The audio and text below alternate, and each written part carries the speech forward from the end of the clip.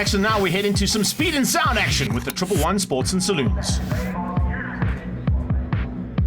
Such a big field of competitors that they had to split the classes, Rob. Classes A, B, and C will be on their own, and then a second set of heats for classes D and E.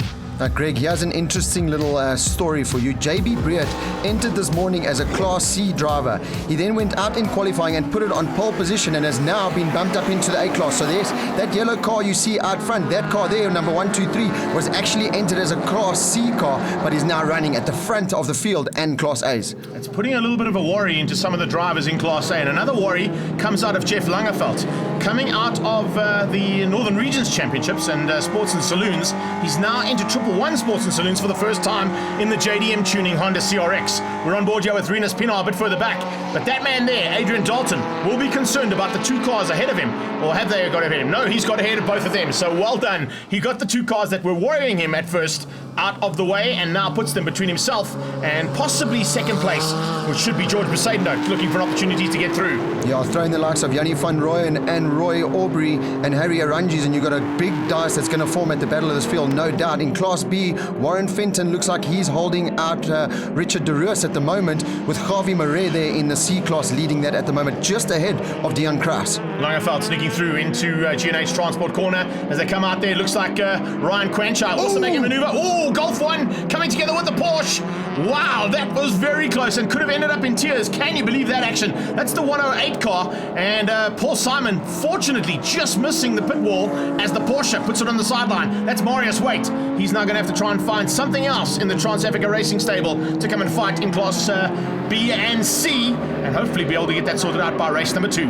Oh, bad luck there for car number 53. That's Ralphie Kearns, but no such problems for car 34. That's Sean Kraus in the X35 Energy car heading up the hill. Yeah, he's having a good battle there with Trevor Long as they get up to the top there. We're on board with Ryan Quan-Chai crossing the main straight and start-finish line. Oh, looks like there might be a bit of oil there. I saw Yanni get out of shape.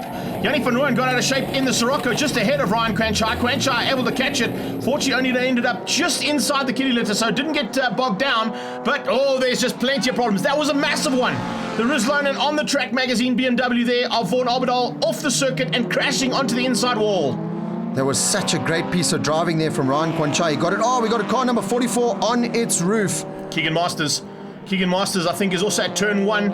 And possibility of a safety car or possibly even a red flag. But due to the fact that the race was so close to the end, the checkered flag about to come out.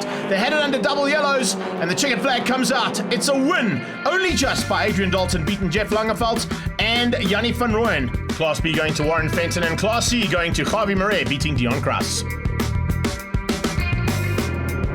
Straight into the D's and E's, and here we go down towards turn 1. Porsche at the front. Keep an eye out on Craig Botha, looking to wrap up a back-to-back title in the Speed and Sound 111 Sports and Saloons. That's for the overall championship. The big red Golf there sitting in third place. That's the car to keep an eye on, and if he just finishes up at the front end of this race, the title will be his again. Challenging him will be Louis Scalz and Mark Ellis, and as we go on board here with Phillip Meyer onto the back straight, he's also right up there in the contention for the podium finish, so let's wait and see what happens there. And further down in the E, the man to watch out for is definitely Wayne Wall, ahead of, I love this, car number 500, Anwar Halfaji, that's him. Yeah, exactly. The Runex, absolutely amazing to see him in flat out in that little Toyota. But at the front end, keep an eye out on what's happening, because all Craig Botha has to do is finish this race and the championship is his. Once those points are in the bag, there you can see Halfaji fighting with Wayne Wall. The two cars you mentioned, Rat Racing in the house. That's a Porsche 924, and it looks like it's very close there at this stage for Class E. But Class D is starting to heat up. Craig Botha's got to the front. He's opened up a bit of a margin, and Louis Scalz has to get past Botha if he wants to stay in contention for Class D honours. Shout out to Ishmael Beloy in 10th place in the Trans-Africa Racing Honda Civic. Great drive there from the man, but Craig Botha out front. Do you think he's thinking of the championship? Because at the moment, it doesn't look like it. He's put his head down and he wants to go and win the race and take the championship in style. I know the way that Craig Botha thinks. I raced against him at the beginning of the season. That's where I started in the 111s. And I can tell you something, he's an extremely competitive driver. He will not hold anything back. And he gives it everything he can in that big jumbo Golf. So if he stays where he is, he's done everything to perfection. There's Ishmael, there's Halfaji. They're having great battles of their own. And in fact, Anwar is right in it with the third of those Porsches. Great to see Kobus Brits giving a bit of of a run for his money. Got Ray Wise and Paul Griffin just behind them in the Class E battle, but Craig Botha still leading on track in the Class Ds at the moment, but closing down is Louis Scholz and Mark Ellis, so he's going to have to look in that rearview mirror of his. Look at this, the battle for third place is really hotting up now. Yeah, Terence Ellis looking for an opportunity through there on Phillip Meyer, and you can see the two 924s trying to keep out that Golf 1. Eddie Leach just in the background, also bumped up from Class E to Class D for this outing, and the second of those big jumbo Golfs having a great run here in the final races of the season. The beautifully prepared Liqui Moly Porsche there of Stefan Snyder's going through in Class E, but coming to the line now is Craig Botha, taking the overall D honours on track and in the championship. Great drive from Louis Scholz, in fact too good a drive. He gets bumped up to Class C for the next outing, so he'll be moving up one class. Mark Ellis in third, and Class E going to Wayne Wall. We're going to jump straight back into race number 2 action of Class A, B and C. And Adrian Dalton still the man to beat there, but George Bezuidenhout and Jeff Langeveldt and Harry Arunjis and Ryan Quan-Chai, we saw him at that big moment in turn number 1 in race 1. Can he do anything about the man in the VW Golf out front? I wonder what my teammate's going to do down in Class B there. Adam Starostecki in the Subaru for G&H Transport as they head down towards the next corner. He's looking to possibly take the final victory of the season. Dalton definitely wants this final victory, but he's got a couple of very quick cars on his tail, including another man who's bumped up. That, of course, is Rory Beattie in the Castrol Jaguar. The big black cat has been bumped up into Class A and will be fighting with all of these boys. We're on board with Langeveldt coming out of Speed and Sound. He's got Ian Ehlers and Rory Beattie right on his tail there as they come into the right-hander up the hill. And it's really bunching up now. We're only on lap number 1, and great to see Keegan Masters. We saw him in his roof in race number 1. They've managed to panel beat that car and back out. Oh, and we got some problems up at the top of the hill again. 944 Turbo out of shape. That's Roy Aubrey, and getting a little nose clip as he went through.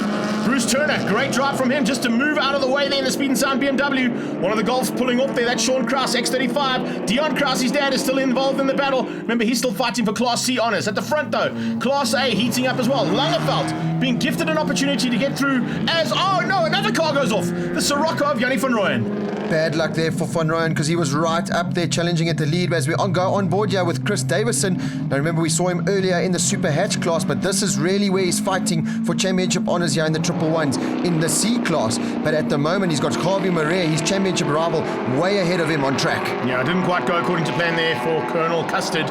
And so, it hasn't gone according to plan for 132 either. That is Johan Pretorius getting it wrong. Fortunately, getting back and going before any other cars came into Castrol Magnetech. And as you can see, the marshals working frantically there to move Yannick van Rooyen Sirocco out of the way.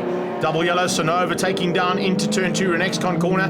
This is one of the best drives we've seen out of this man, and he has slowly but surely got better and better. In fact, so good that Bruce Turner has now bumped up into Class A. So well done to the Speed and Sound BMW driver. Yeah, Greg, remember it's called Triple One for a reason. It's because you cannot break out of the 1 minute 11 mark. So Dalton's going to be very careful here because he's on an extremely fast lap coming to the checkered flag, and he's got George Bezuidenhout right on his tail. So we're going to have to wait and see. Will he be in Triple One yet again? I think so, as he comes across the line just ahead of George Bezuidenhout with Jeff Langeveldt rounding out your top 3 in AIM class. Class B going to Richard de Roos ahead of Adam Starostecki, and Paul Simon beat Harvey Marais for Class C. Straight into D's and E's again, and on board with Phillip Meyer as we head down towards turn 1. Craig Botha in the Jumbo Golf followed very closely there by Spies. Ellis is going to lose out. The 924 is going to lose out to a Golf 2 and a Golf 1 as they head towards Renexcon corner. On his tail is Phillip Meyer. Look out for Terence Ellis, looking dangerous and looking for opportunities as soon as he gets into turn 2. On his tail is Eddie Leach, and then right there with Leach, Ishmael Beloy.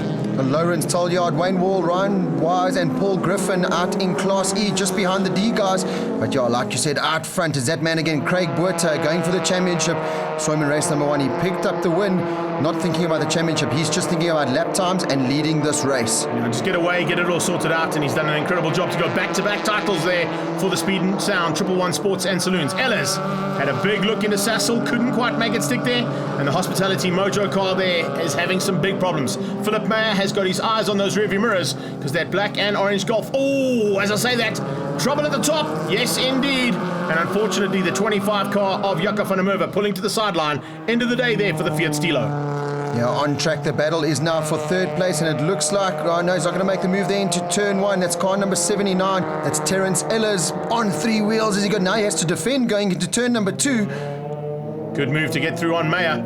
just blocking the Porsche for turn 2 next corner as they come out. You can see, wow, Mark Ellis is pushing hard. He ran wide. There's a bit of a maneuver here. You can see the Renault Megane fighting hard, and it's not going to be an easy job to get past on Ishmael Beloy. And problems. The 10 car is out, Stefan Snyder's. And it looks like it's gone into the wall there, just onto the breaking point of turn 2, in between those two Sassel banners. You can see just parked on the sideline, and that'll be the end of the day's racing there for Schneiders. All this action on track has promoted Ishmael Beloy up into 7th place on track in the Trans-Africa Racing car. So great drive there in the D class. Leading on track, Craig Botha is going to head down to the line, and he's going to be crowned the 2015 champion. But the dice, look at that, Craig, just behind in 2nd place. That's Mark Ellis trying to make a move on Spies into the final turn. I don't think he's made it stick. Not enough time, not enough space, and Spies hangs on. Golf 2 wins, Golf 1 in 2nd, and 924 Porsches come through. A good drive from Lawrence Tolliard to take Class E honours ahead of Wayne Wall, and Ray Wise beating Paul Griffin for 3rd and 4th. We caught up with our new champion, Craig Botha. Awesome. I'm so happy. It was unbelievable. All the guys here drove unbelievably. Such a special event. Swan Corps, everybody makes it so special for us. It was beautiful. I absolutely loved it. Celebrations on the podium gives us a little